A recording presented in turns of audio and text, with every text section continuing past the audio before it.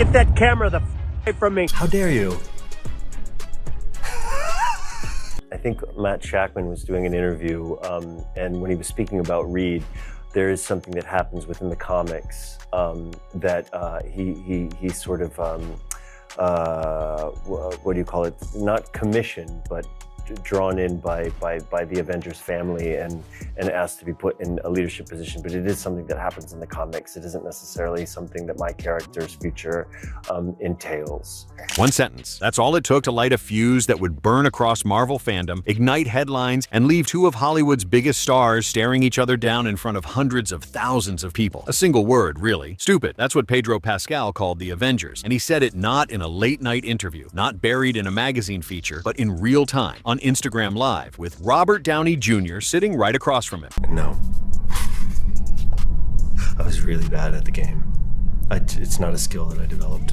And here's why this matters. When you insult the Avengers, you're not just tossing shade at some fictional team in spandex. You're insulting a billion-dollar legacy, a global fan base, and most importantly, the man who was the Avengers for over a decade, Robert Downey Jr., the man who built the Marvel Cinematic Universe from the ground up, brick by brick, smirk by smirk. Now, at first glance, you might think this was just another celebrity spat, a quirky internet moment, a throwaway joke that spiraled into memes. But the deeper you look, the more you realize this wasn't random. This wasn't harmless. It was a crack in Marvel's carefully polished facade, a moment where the curtain slipped and we saw the tension that's been bubbling behind the scenes for years. I'm a bigger daddy than him. I'm older than him. Although he's a real daddy, he's got kids and I don't. But daddy is a state of mind, you know what I'm saying? I'm your daddy. So what really happened that night? Why did Pedro say it? Why did RDJ react the way he did? And most importantly, what does this feud reveal about Marvel's future? A future that looks far shakier than Disney wants you to believe. Because trust me, the truth is bigger than one awkward live stream. This is about power, ego, and a billion-dollar franchise walking a tightrope between the old guard and the new wave. But let's not get ahead of ourselves. To understand why this single sentence detonated like a bomb, we have to rewind to the exact moment it happened. It started innocently enough. Robert Downey Jr., the man whose charm practically runs on autopilot, decides to hit go live on Instagram. He's sitting there with Pedro Pascal, Hollywood's so-called internet boyfriend, the guy who can turn a sleepy press junket into a viral moment just by flashing a grin. Yes, I'm a heartthrob. Am I lying? That's the truth. I'm a heartthrob.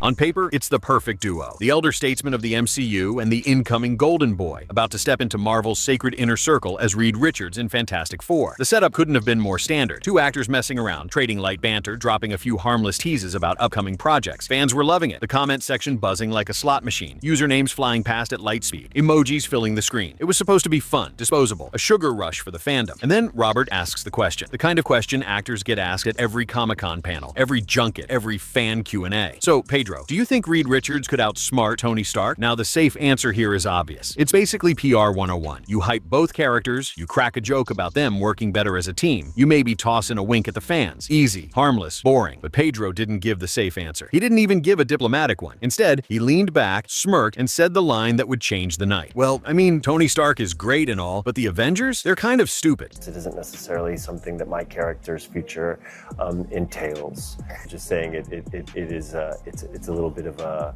what do you call it, a mislead.